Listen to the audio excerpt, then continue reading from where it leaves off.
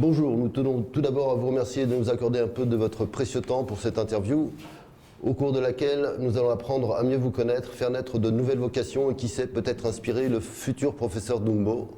On ne sait jamais. Mais pour cela, nous allons tout d'abord commencer par le début, la naissance d'une vocation. Alors comment un petit enfant né dans les années 60 au pays d'Ogon est devenu aujourd'hui la référence africaine et mondiale de la parasitologie? Les années 60, un petit enfant s'amuse dans la rue d'une ville au pays d'Ogon. Il se passe quoi à ce moment dans sa tête, dans son quotidien, pour qu'il veuille devenir, dans un premier temps, médecin? Je crois il y a déjà beaucoup de professeurs Dumbo, vous allez voir à la fin. Donc on a fait des petits, donc je suis entouré d'une grosse équipe de jeunes qui m'ont déjà dépassé. Donc cette vision est déjà atteinte. Non, moi je suis né vers les années 56 dans un petit village qui s'appelle Manteru, dans l'arrondissement de Madougou.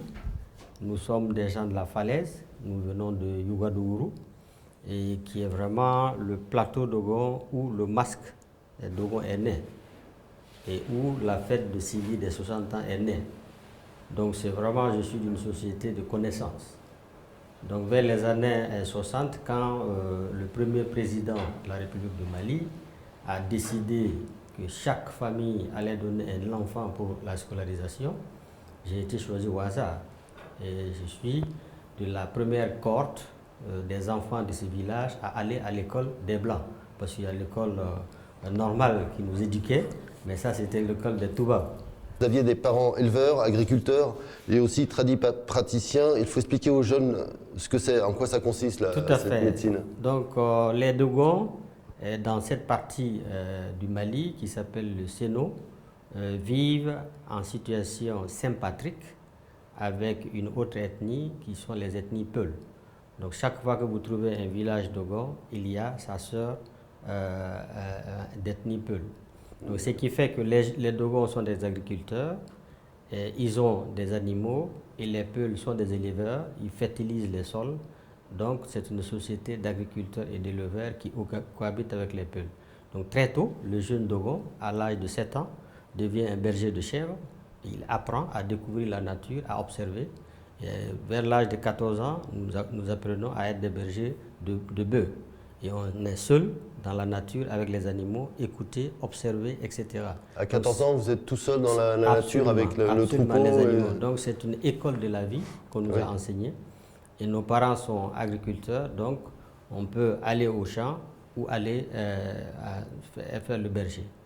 Mais les grands-parents et mon père aussi restaient à la maison pour faire de la médecine traditionnelle parce que les gens venaient à la maison pour se soigner sur un certain nombre de maux que les compétences de mon grand-père faisaient soulager. Et vous participiez aux consultations? J'étais là, assis, je regardais, j'observais. Pour apprendre ou c'est vos parents qui vous essayaient de vous enseigner Non, pas du la tout. chose? Vous savez, dans l'éducation traditionnelle, on n'appelle pas. L'ensemble des enfants sont exposés, on regarde celui qui s'intéresse. Et celui qui accompagne les parents, et celui qui regarde, celui qui pose des questions. Et c'est ça qui fait qu'on identifie le prochain praticien à qui on va confier des missions et des secrets. D'accord. Voilà. Et cette médecine, elle n'est pas faite que de médicaments, il y a aussi des sacrifices, des choses comme ça, non? Elle est assez complexe. Ouais. C'est vrai que nous appelons ça maintenant un itinéraire thérapeutique. Parce qu'il ne faut pas opposer cette médecine dite traditionnelle à la médecine conventionnelle que je pratique actuellement. Parce que le peuple malien consomme les deux. On commence par cette médecine qui donne de la phytothérapie, c'est à partir des plantes, mais aussi des sacrifices d'animaux, mais aussi d'autres objets naturels. Mais aussi ce que nous appelons des gris-gris, des incantations qui vous protègent. Donc ça, c'est un complexe de croyances qui adresse cette médecine-là. Oui, c'est un mélange de croyances et de connaissances des plantes qui font une médecine finalement qui fonctionne bien. Qui soulage au moins. Qui soulage au moins. Absolument. Et c'est cette approche de la médecine qui vous a permis plus tard de respecter l'aspect éthique de la recherche? Tout à fait. Donc le comportement du grand-père vis-à-vis de ses parents et de ses malades est d'une déontologie, d'une éthique que j'appréciais beaucoup. Donc quand je suis allé à l'école des Blancs, j'ai rencontré le premier médecin du cercle de Koro, qui était quelqu'un d'assez dévoué dans ses tâches. Il venait rendre visite aux élèves et il m'a posé la question, qu'est-ce que vous allez être? J'ai dit, je veux être comme vous. Parce que mon grand-père pratique la médecine traditionnelle, je vais voir ce que les Blancs vont m'enseigner pour essayer de marier les deux et soulager le maximum de population. Donc très tôt, j'ai fait mon choix. Et ça a été facile de convaincre vos parents pour venir poursuivre vos études à Bamako de médecine ou pas? Alors c'est important que les gens comprennent qu'à ce moment-là, le taux de scolarisation n'était pas assez élevé. Et puisque nous étions de la première cohorte, j'ai commencé l'école fondamentale dans un autre village, parce que dans mon village, il n'y avait pas l'école. C'était l'école de Karakinde. Donc il fallait trouver des logeurs, des gens qui vous donnent à manger et des gens qui vous acceptent. Et donc pour un jeune enfant, ce n'est pas facile. Donc les mamans, pour elles, c'était un drame.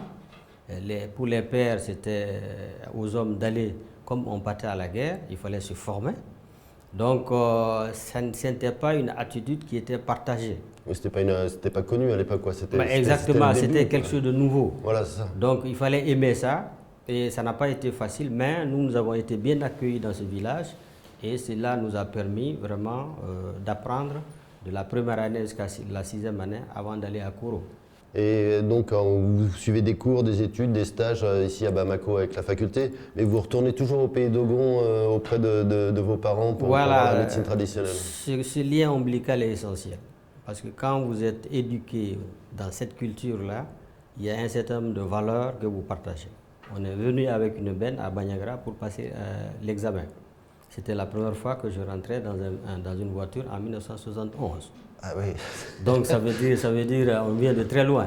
Oui, c'est ça. Et ça quand vous avez le DF et que vous avez un bon rang, vous bénéficiez d'une bourse de l'État. C'est ce qui m'a permis de venir à Bamako. Et quand je venais à Bamako, c'est la première fois que je voyais l'électricité. Donc oui. Vous voyez, je viens de très loin. Ah oui, vous venez très loin. Voilà, de très très loin. Donc après le baccalauréat, là aussi on vous demande vos orientations et effectivement j'ai demandé à faire médecine parce que j'ai fait sciences biologiques. C'est ainsi que j'ai été orienté à l'école nationale de médecine et de pharmacie de Bamako. Mais médecine traditionnelle, médecine moderne, ça peut cohabiter et votre père il a compris ou pas? Il a accepté ça? Non, absolument. C'est-à-dire mon grand-père me disait tu as déjà assez appris chez les Toubabs, il faut revenir maintenant t'occuper des méchants et des animaux. Je lui disais non, moi je vais encore voir ce qu'on peut apprendre. Mais je repartais toutes les vacances pour m'occuper des chèvres et des moutons et des bœufs. Donc oui, je l'accompagnais. Vous avez gardé le lien. Donc, avec... Il l'acceptait et moi je négociais pour qu'il me laisse aller voir un peu plus ce qui se passe chez les Blancs. Donc il y avait une curiosité que je devais satisfaire. Oui, absolument. Mais voilà. Il faut.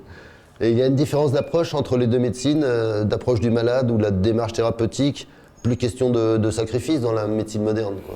Voilà, c'est pas tout à fait différent, je vais vous expliquer. Et quand j'ai commencé ma formation médicale au Point G, donc là où est la faculté de médecine actuelle, j'ai rencontré là aussi des professeurs de médecine qui m'ont marqué. Le professeur Bernard Duflo, qui a été mon premier professeur en médecine interne, je l'ai vu, son comportement vis-à-vis des malades, son niveau éthique, son amour me rappelait mon grand-père. J'ai dit, mais finalement, ce n'est pas nouveau. Les gens qui se sacrifiaient, qui ont sacrifié leur vie pour les malades, et j'ai vu ça au professeur Bernard Duflo. J'ai rencontré le professeur Philippe Rank, lui aussi, il nous amenait sur le terrain, et sa facilité de communication avec les villageois me disait que ces blancs-là, finalement, ils ne sont pas différents de nous. Nous ne sommes que des humains. Enfin, ce qui compte, c'est le bien-être du patient. Et les valeurs, et le soulagement et la guérison du patient. Vous diriez quoi à un petit enfant qui nous écoute aujourd'hui et qui rêve de devenir médecin, chercheur ou scientifique? C'est toujours possible au Mali de s'approcher de sa conviction ou bien il faut quitter le Mali pour étudier à l'étranger? Je crois que c'est une question de choix, d'accompagnement et de rencontre et d'opportunité. Donc j'ai eu la chance de rencontrer les gens qui m'ont fait rêver. Et le rêve, c'est l'adolescent, c'est l'enfant. Je crois que tous les Maliens peuvent rêver, il faut qu'ils rêvent. Sans rêve, il n'y a pas la construction d'une nation. Sans rêve, il n'y a pas de créativité. Donc toute nouvelle génération qui rêve doit s'approprier la science et la technologie Et actuellement, c'est beaucoup plus facile que mon temps. On a les iPads, on a Internet. Donc, il faut avoir vraiment un engouement de connaissances. Et si une fois qu'on a ça, dans tous les peuples, les mêmes capacités créatives existent. Et maintenant, notre rôle, c'est de favoriser ceux qui sont brillants et qui peuvent accéder à des compétitions internationales et ils peuvent devenir des grands chercheurs, nous dépasser. C'est ça d'ailleurs notre rôle. Et je vous dis, dans mon équipe, il y a beaucoup de jeunes qui m'ont dépassé. Et c'est ça le bonheur de l'enseignant. Vous avez étudié au Mali, puis vous êtes reparti sur les bancs de la faculté pour vous spécialiser en France, entre autres. Le départ à l'étranger sera toujours la solution pour atteindre le niveau supérieur? Non, je ne suis pas parti après mes études en France. C'est-à-dire, après mes études, je suis allé servir le peuple malien parce que j'ai bénéficié absolument. Et ça, c'est très important. J'étais dans une cohorte de médecins qui disaient, puisque c'est vraiment l'impôt de ces paysans qui nous ont amenés à l'école, il fallait répartir, rembourser cette dette-là. Donc, nous nous sommes appropriés les postes les plus difficiles du Mali. Donc moi, je suis allé à Banamba comme médecin à compétence chirurgicale. J'ai ouvert le premier bloc chirurgical de Banamba et j'ai exercé pendant 1 année à Banamba. Et le jour où j'ai quitté Banamba, nous avons tous pleuré. Je ne suis jamais reparti à Banamba à cause de ça. Et très tôt, l'école de médecine a ouvert un centre de formation et de recherche en santé rurale à Sélengué, donc pour gérer les problèmes des maladies des barrages. Donc l'école de médecine m'a envoyé jeune comme un médecin pour faire cette recherche-là, pour mettre en place l'ensemble du système de santé de la zone du barrage. En 1984, j'ai eu la chance d'être recruté comme assistant par le professeur Philippe Rank de parasitologie pour aller à Marseille. Parce qu'en ce temps, il y avait 2 pôles d'excellence en médecine tropicale. C'était Paris avec le professeur Gentilini et M. Penn à Marseille. Et moi, j'ai choisi le sud de la France parce que c'était plus proche de l'Afrique. Donc, j'ai bénéficié d'une bourse du gouvernement français et le professeur Rank m'a donné sa clé pour aller habiter dans sa villa avec son enfant. Donc, vous voyez, les valeurs que je trouvais chez mon père, mon grand-père, je trouve à ce professeur qui m'a fait confiance en me donnant la clé de sa maison pour aller habiter dans le meilleur quartier de Marseille. J'étais un étudiant gâté. Donc, je ne pouvais faire qu'une seule chose, c'est de travailler et d'étudier et avoir le maximum de diplômes. Pourquoi, après toutes ces années d'études à l'étranger, êtes-vous revenu au Mali? La fuite des cerveaux est-elle irréversible? Non, je crois que dans notre domaine, nous avons résolu cette équation. Aujourd'hui, la plupart des PhD, à peu près une 50aine des masters que nous avons formés, en France, en Grande-Bretagne, aux États-Unis, j'ai 95% de retours. Et ils reviennent. Donc je vais l'expliquer pourquoi. D'ailleurs, la revue Science et le Lancet en ont fait un éditorial pour dire en Afrique, c'est un cas unique. L'équipe est bilingue, mais on revient travailler. Donc quand nous sommes allés étudier à Marseille, ce n'était pas pour rester à Marseille. C'était pour avoir le maximum de compétences et venir nous exprimer dans notre pays. C'était un défi. Dès que je suis rentré, le professeur Rank a dit « ma mission est terminée ». Il a pris ses bagages, il est parti. Vous voyez encore la confiance de ce grand patron. Donc nous nous sommes réunis dans un directoire autour du département d'épidémiologie des affections parasitaires en disant qu'il fallait qu'on fasse comme le professeur Rank, c'est-à-dire former le maximum de Maliens. Et en partant, le professeur Rank nous a dit, si vous voulez rester au Mali, ne pas aller travailler à la Banque mondiale, à l'UNICEF, à l'OMS, il vous faut de l'argent pour vous épanouir. Parce que la recherche, ça coûte excessivement cher. Il dit, le gouvernement français peut vous soutenir jusqu'à un certain niveau, mais il ne peut pas vous donner la plateforme technologique nécessaire pour avoir une masse critique. Et c'est lui, avec le professeur Kouloudji, donc un de nos maîtres italiens, qui ont convaincu les Américains qui cherchaient un site de recherche sur la malaria en Afrique. Ils ont dit, allez-y voir, il y a des jeunes Maliens, ils peuvent être intéressants. Et le professeur Lou Miller, l'Américain qui est venu de NIH, en ce temps, il y avait un seul hôtel, c'était l'hôtel de l'amitié. On ne parlait pas bien l'anglais, lui, vous savez, les Américains, ils ne parlent pas français. Mais il a dit quelque chose qui nous a marqué. Il a dit, jeunes Maliens, moi je ne vous connais pas, mais vos patrons m'ont dit à Genève d'aller vous voir. Ça veut dire que vous êtes crédible. Vous êtes francophone, mais la science n'a pas besoin de langue, la science c'est la tête. Un grand patron dont on lisait les œuvres vient chez nous et nous dit, moi je ne cherche pas à faire carrière, mais je veux former des Maliens pour qu'ils puissent réellement résoudre leurs problèmes. Et c'est ainsi qu'on a créé le Malaria Research and Training Center en 1992 et nous avons commencé à aller aux États-Unis. pour apprendre l'anglais, pour approfondir la formation à l'université de Johns Hopkins University, à Harvard et au NIH, pour amener le maximum de compétences en biostatistique, en épidémie qu'on n'avait pas, en essais cliniques, et nous l'avons ramené ici. Je veux rester au niveau de la pépinière, c'est-à-dire la faculté de médecine où il y a les meilleures têtes des nouvelles générations, où nous enseignons et on peut dépister les 3 premiers de chaque classe. Parce que si vous investissez sur les premiers de chaque classe, ce n'est pas des gens complexés, ils vont revenir. Donc nous avons mis en place un système rigoureux de sélection des meilleures têtes. À la fac de médecine, à la fac de pharmacie, on prenait les 3 premiers qui ont joint l'équipe du Malaria Research and Training Center. Ils venaient travailler avec nous la nuit, parce qu'on travaille la nuit, ils venaient travailler les dimanches. Donc à part cela, on peut sélectionner les futures têtes. On est très présent sur le terrain, les gens qui viennent avec nous sur le terrain pour manger le taux et le bassi, on dit eux, ils peuvent travailler avec la population. C'est comme ça qu'on a sélectionné vraiment des générations de jeunes Maliens. Aujourd'hui, nous sommes à la 5e génération. Donc nous les avons envoyés dans les meilleures universités, en France, en Suède, en Allemagne, en Grande-Bretagne, aux États-Unis. Et nous avons bénéficié des bourses de l'OMS, des bourses de PhD qui sont très chères. Avec l'appui du NIH, ils ont été formés. Et vers les années 2000, déjà, ma première génération avait acquis des compétences aux États-Unis, des PhD, à Johns Hopkins, à l'Université de Maryland, à l'Université de Tulane. Et nous avons sélectionné à un moment où il y avait l'ajustement structurel, le gouvernement malien ne recrutait pas de fonctionnaires. Donc voilà, j'ai une douzaine de PhD qui terminent dans les meilleures universités, dans les meilleurs domaines, ils vont revenir au Mali. Et qui ne sont pas des fonctionnaires. Mais immédiatement, on les a proposé des postes. Johns Hopkins l'avait écrit en disant, on te propose un poste d'assistanat. Il dit non, je reviens au Mali. Le dean de Johns Hopkins University m'appelle, il dit, oh, ces jeunes, ils sont fous ou quoi? Moi, je lui propose un poste. À Johns Hopkins, il dit qu'il vient chez toi et tu n'as même pas de quoi le payer. J'ai dit, je ne l'ai pas demandé de venir. Mon rôle, je suis un professeur, je forme les meilleures têtes et ceux qui veulent vont revenir. Parce que nous avons, la science continue à se développer au MRTC. Je sais que je vais les attirer. Il y a un autre que j'avais envoyé à l'industrie pharmaceutique pour faire les essais cliniques. Il finit à GSK, la directrice de GSK lui donne un contrat de 200 000 € pour aller en Inde. Il dit non. Elle m'appelle au téléphone, il dit, mais quelle est la drogue que tu donnes à tes jeunes pour qu'ils reviennent dans ce pauvre pays? J'ai dit non. La pauvreté est relative. C'est que le Mali n'a pas d'argent, mais le Mali a des valeurs qui attirent les jeunes.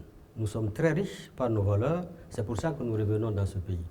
Il est évident que quand moi je reste une semaine hors du Mali, le Mali me manque, le taux me manque, le bassi me manque. Je prends l'avion, je reviens. Et puis vous ne pouvez pas me garder en France. Donc je suis entouré de jeunes, honnêtement, de ce niveau-là, qui ont décidé de revenir dans leur pays et aller à l'aventure. La première génération, les 12 sont revenus, je les avais sous la main. Des gens qui ont vécu 4 années avec leurs femmes aux États-Unis, avec l'eau, l'électricité, la climatisation. Je les avais au Mali dans la main, je ne pouvais pas les payer. Mais Dieu fait bien les choses. Notre président, le président Alpha, était parti aux États-Unis, il a été reçu par le président Clinton. Et lors du déjeuner, on lui a dit, nous travaillons au NIH, le directeur du NIH, le prix Nobel, M. Varmus, a demandé à notre président, est-ce que vous connaissez M. Intel et son équipe? Parce que les Américains travaillent avec lui. Et quand il est revenu en France, c'est pareil avec le président Chirac, il a visité l'Institut Pasteur qui a dit, nos vaccins sont testés par votre équipe. Donc ceci a rendu l'équipe visible. Et le président, quand il est venu, il m'a convoqué à Kourouba, il m'a demandé, maintenant que vous avez fait ça avec les partenaires, qu'est-ce que le gouvernement peut faire pour vous? Alors c'est là où il faut être ingénieux. Quand vous êtes chef d'équipe, c'est une responsabilité de faire venir quand même 12 PhD avec leurs femmes, et vous ne savez même pas les nourrir.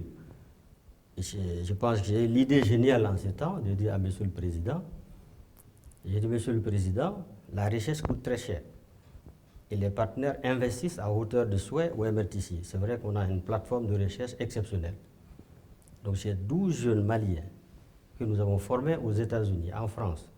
Et chacun d'eux me coûte 30 000 € par année. Pendant 4 années, ça fait 120 000. Donc vous multipliez par 12, vous voyez la masse critique. J'ai dit ça, on a pu avoir au niveau international. Maintenant, ils ont décidé de rentrer pour servir leur pays. Et le Mali vient d'ouvrir une nouvelle université, il n'y a pas d'enseignants. Et nous, on vous donne sur un plateau d'argent les meilleurs enseignants. La seule chose que je demande au gouvernement, c'est de les recruter d'une manière exceptionnelle dans l'enseignement supérieur et la recherche, et je m'occupe du plan de carrière.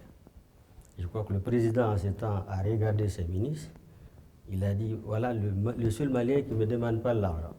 Et c'est là où le principe est parti. Le gouvernement du Mali a décidé de recruter systématiquement tous mes PhD à l'université. Et c'est comme ça qu'ils sont intégrés en tant qu'assistants. Et ces premiers sont tous des professeurs actuellement. Ils font des choses que je ne comprends même pas. Donc ils sont plus grands que moi. Donc le fait qu'on a l'appui d'un partenaire qui nous soutient à long terme, parce que le NIH investit à long terme. Ce n'est pas du tout des opérations coup de poing. Et depuis 1992, le NIH a investi en technologie, en plateforme, en formation, donc ce qui fait qu'on s'épanouit scientifiquement au Mali. Et le gouvernement du Mali a donné comme compensation le recrutement des gens qui sont formés. Ça faisait un mariage vraiment très heureux qui fait que les jeunes reviennent. Et aujourd'hui, donc, tous les PhD qu'on a formés, j'ai 95% de retour. Soit ils sont à l'université, soit au ministère, soit dans d'autres structures. Donc il n'y a pas de perte. Mais on a aussi un impact sur les stratégies de santé publique. C'est-à-dire l'ensemble de cette compétence nationale qui évolue dans les différents domaines du paludisme publie des résultats. Dans mon équipe, nous sommes à 40-50 publications dans l'année. Et dans les journaux les plus cotés à impact factor. Et je ne sais pas si vous réalisez la masse de production scientifique pour un pays francophone comme le Mali. Ah oui, et récemment, à Atlanta, à l'American Society of Tropical Medicine 2016, où il y a plus de 5000 participants, le plus grand forum de recherche en médecine tropicale, le Mali a été reconnu comme l'un des pays qui impacte significativement en générant des évidences scientifiques en médecine tropicale. Et on a eu beaucoup d'awards de reconnaissance. Et le NIH a dit, même si nous ne pouvons pas venir comme on veut au Mali pour travailler, on peut faire confiance au Mali et maintenir les financements. Les Européens et l'Union européenne financent nos ressources, ils ont dit la même chose. La fondation Bill et Melinda Gates continue à financer. La fondation Murieux, qui nous a donné son premier prix, continue à nous financer à cause de la confiance et la production scientifique. La crédibilité surtout. La crédibilité, parce qu'il n'y a pas d'autre chose. Et donc au MRTC, au point G, vous ne travaillez pas que sur le paludisme, vous avez d'autres... Absolument. La partie visible, où j'ai 60% de mon activité, où on a décidé d'avoir une identité. Parce qu'en science, il faut être focus. Si vous n'êtes pas focus, vous n'êtes pas compétitif et vous ne pouvez pas gagner au niveau international. Donc nous sommes restés concentrés sur le paludisme, c'est pour ça que nous gagnons. Mais puisque nous sommes un département de parasitologie, il y a d'autres compétences dans le domaine des autres maladies parasitaires. Par exemple, je parle des filarioses, ce qui donne les gros pieds, l'onchocercose, l'ivermectine qui est le produit utilisé. J'ai commencé ma recherche avec le professeur Rank sur ce produit-là. Parce qu'à Sélingué, j'ai vu que c'était une catastrophe. Donc c'était un produit que nous avons accompagné et tout le monde l'utilise. Dans le domaine de la bilharziose, le praziquantel qui est utilisé, là aussi, le département a contribué d'une manière significative. Et aujourd'hui, le traitement de référence des filarioses qui est publié dans New England Journal, c'est un résultat de nos travaux avec nos collègues américains. Et un autre travail qui vient d'être une référence, c'est les poux. C'est très long parce que nous commençons par des études épidémiologiques pour comprendre le processus, le complexe pathogène. Nous identifions donc les points, les questions de recherche pour le médicament ou la recherche, le vaccin. Nous cherchons des partenaires et nous délivrons la science. Il faut tester après les vaccins, et ça c'est le vaccin sur le paludisme. Il est prêt depuis quand? Il est en test depuis combien d'années maintenant? Alors ça c'est un autre volet encore où le MRTC, le Mali est en avance. Et nous avons commencé les essais de développement de vaccins vers les années 2003 avec le NIH, l'armée américaine. Et ensuite, nous avons commencé à tester les produits de l'Institut Pasteur. Et aujourd'hui, nous avons toute la gamme de candidats vaccins qui est en développement dans le monde pour cette maladie. Et nous sommes en train de les tester avec différents partenaires. Et en gros, il y a 3 cibles de vaccins. Il y a une cible qui agit sur la phase hépatique de la maladie, parce que quand le moustique vous pique, le premier parasite, il va dans le foie, il va se cacher là-bas.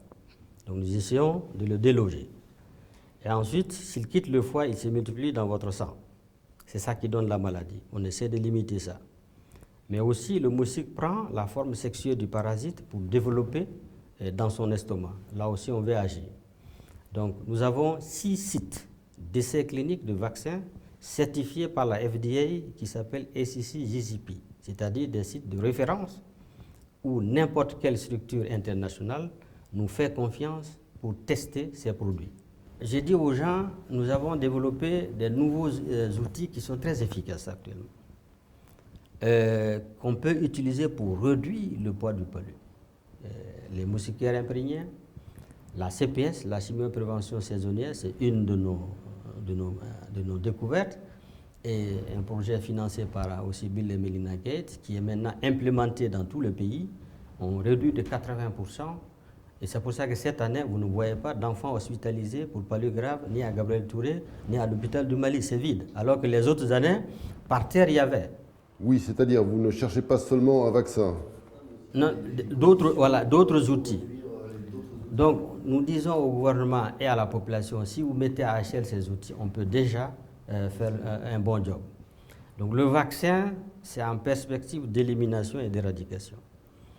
Ceci ne veut pas dire qu'il n'y a pas de l'espoir. Avec les candidats que nous avons, nous ne donnons pas de limites, parce qu'il y a 4 phases de développement de vaccin.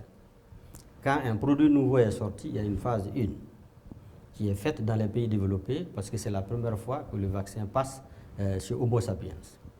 Nous ne donnons pas du tout l'autorisation de le faire au Mali, parce que nous n'avons pas les plateformes. C'est fait aux États-Unis, en Europe, en Grande-Bretagne, au Japon, au Brésil, en Australie, ils ont les plateformes. Si eux nous disent que ce produit est safe, c'est-à-dire il est toléré par l'homme, à une certaine dose, on peut l'amener maintenant en zone d'endémie. Et en zone d'endémie, on fait une phase 1B. C'est encore les adultes sains, 10 ou 20. On est très prudent. Et si ces adultes le tolèrent, nous faisons les phases 2. Encore les phases 2 sont séparées en 2. Les phases 2A, pour aller dans la population cible, qu'on appelle les target population. Donc les enfants de moins de 5 ans pour le palu. Donc on ne peut pas amener un produit parce que c'est toléré chez l'adulte. L'enfant n'est pas un petit adulte. L'enfant a un système de maturation encore incomplet. Donc nous testons encore dans un petit nombre d'enfants ce produit pour être sûr que c'est toléré avant d'aller en phase 2B chez un plus grand nombre d'efficacité biologique et de proof of concept. Une fois qu'on est sûr qu'en phase 2B chez nos enfants, le produit est safe, qu'il est efficace, on peut programmer une phase 3 sur des milliers d'enfants pour voir si on peut impacter sur la maladie en situation naturelle. Et le seul candidat qui a atteint la phase 3 actuellement, c'est un candidat du laboratoire JSK RTSS qui a été testé sur 16 000 enfants, mais l'efficacité est moyenne et ça a passé devant le système de régulation européen. Mais l'OMS a mis des experts, on a demandé des données complémentaires qui seront encore développées d'ici 2020 pour qu'il y ait un retour à l'OMS pour s'assurer si on peut ajouter ce produit-là à la gamme des stratégies qui existent. Oui, le chemin entre la création du vaccin et la mise en circulation. Ça prend 30 ans. 30 ans. Au minimum. Donc quand les gens sont pressés, ils disent, professeur, vous êtes sur le vaccin, je dis non, c'est pas comme ça. Pour quelqu'un qui connaît le business, et toute la précaution, vous voyez, parce qu'il ne faut pas intoxiquer les gens. Nous sommes entourés par des commissions d'éthique, des commissions de data safety monitor, des moniteurs externes qui vérifient la qualité de nos laboratoires. Il faut que ça soit la même qualité que ceux de la France et des États-Unis. En résumé, il n'y a pas encore de vaccin utilisable en santé publique, mais les perspectives existent pour les candidats que nous avons sous la main. Et si les résultats qui sont obtenus actuellement à Doneguebougou à Bankoumana, à Banyagara, à Bougoula Hamo, à Sotuba bientôt, je vais commencer. En 2018, nous disent que l'efficacité va vers les 80%, parce que nous voulons un vaccin qui est efficace au moins à 80%, et une durée de protection au moins de 12 mois pour que la saison de transmission du palu soit couverte. Là, on peut l'amener maintenant vers le développement en phase 3. Donc, on ne peut pas aujourd'hui dire à quelqu'un qui a un vaccin anti-palu, ce n'est pas honnête et ce n'est pas du tout sincère. Mais nous avons des médicaments très efficaces. Aujourd'hui, si vous avez le palu, je vous donne un médicament, en 3 heures, je vous efface le parasite. Ça a été développé avec l'ensemble des firmes pharmaceutiques, les combinaisons thérapeutiques à base d'artémisinine, dans lesquelles nous avons beaucoup investi. Et le MRTC a été la seule structure africaine qui a été invitée en 2006 aux États-Unis au lancement des CTA avec MSF.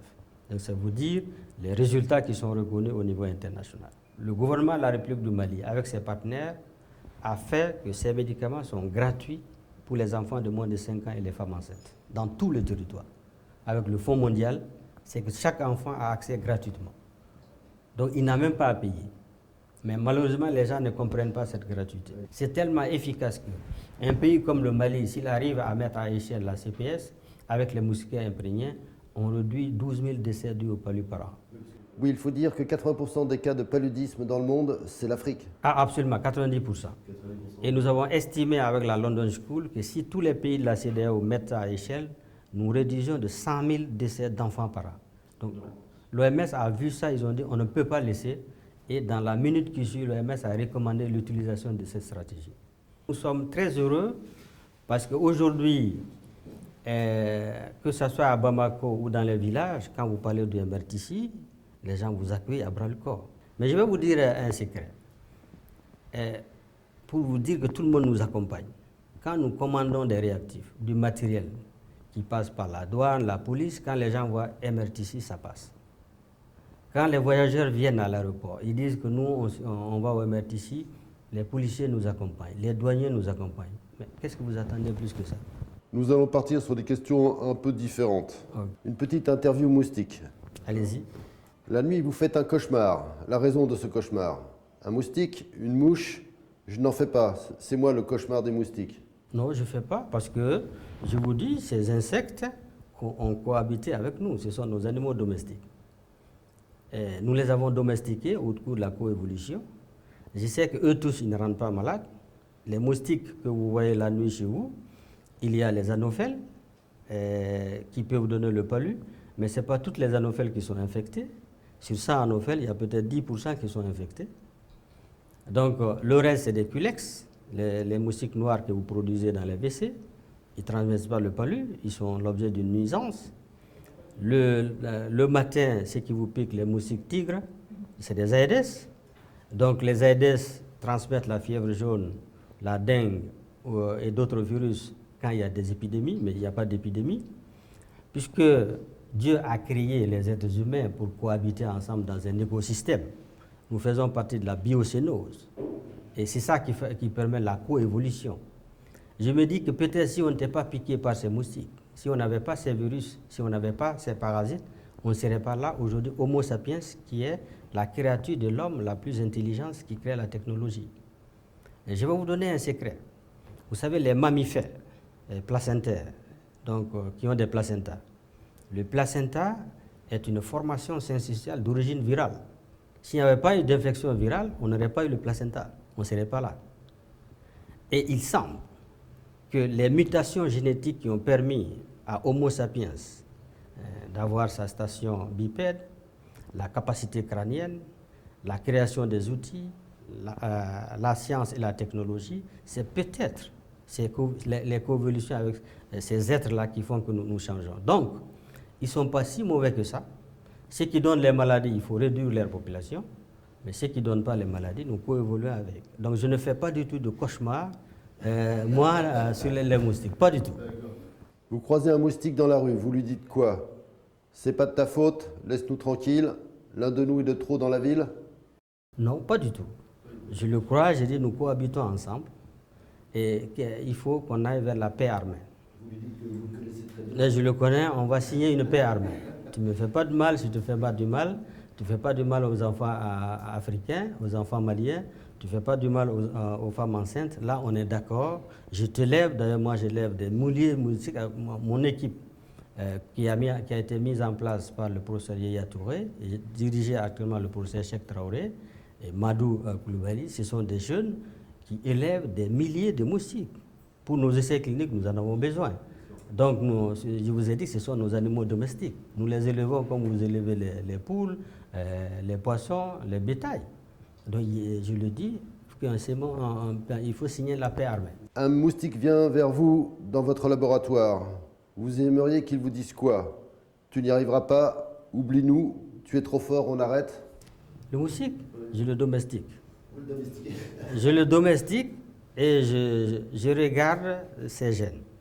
Parce qu'actuellement, le génome entier de moustique a été séquencé en 2002.